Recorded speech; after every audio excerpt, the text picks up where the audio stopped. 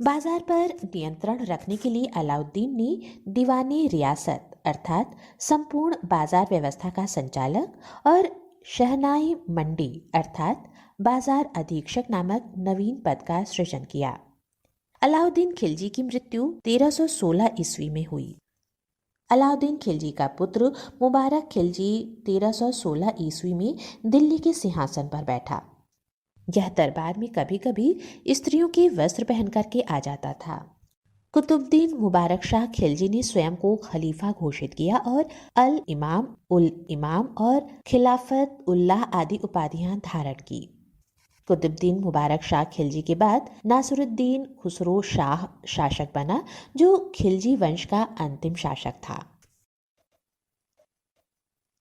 भारत के इतिहास में आइए शुरू करते हैं एक नया अध्याय, तुगलक वंश, जिसने 1320 से 1412 ईस्वी तक शासन किया। गयासुद्दीन तुगलक या गाजी मलिक तुगलक वंश का प्रथम शासक था।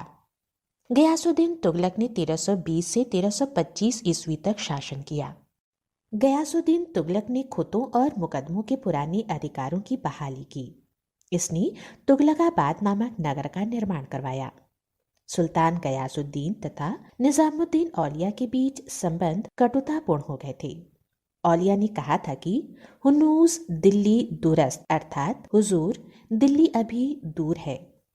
इसने सिंचाई के लिए नहरों का निर्माण करवाया। संभवतः नहरों का निर्माण कराने वाला वह पहला शासक था।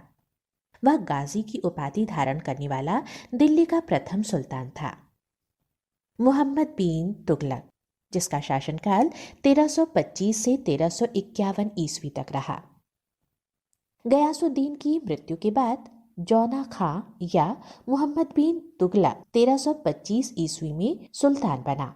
उसके समय में तुगलक साम्राज्य 23 प्रांतों में विभाजित था। मोहम्मद बिन तुगलक ने चांदी के सिक्कों के स्थान पर तांबे का सिक्का प्रतीक मुद्रा के रूप में प्रचलित किया।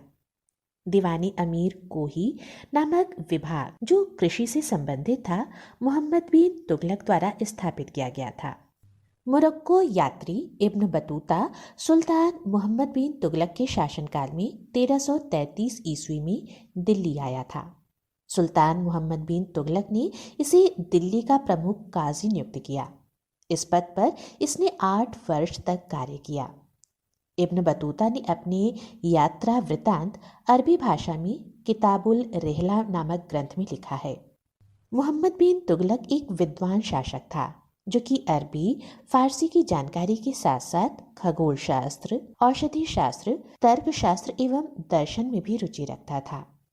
जैन धर्माचार्य जिन प्रभुसूरी जैसे अनेक विद्वान संतों को इसने संरक्षण प्रदान किया था। मोहम्मद बिन तुगलक हिंदुओं का त्योहार होली में सम्मिलित होता था।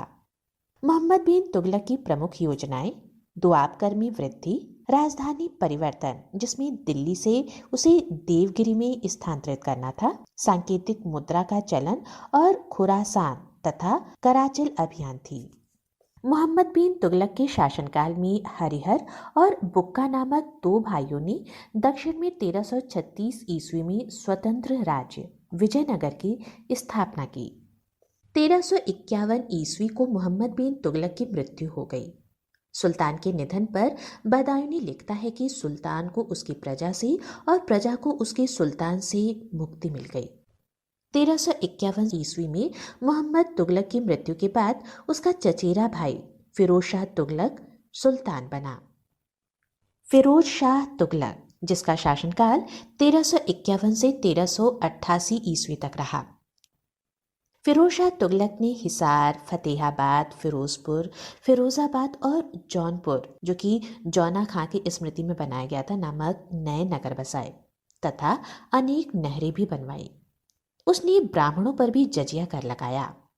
सर्वप्रथम लोक निर्माण विभाग की स्थापना का श्रेय फिरोज शाह तुगलक को दिया जाता है।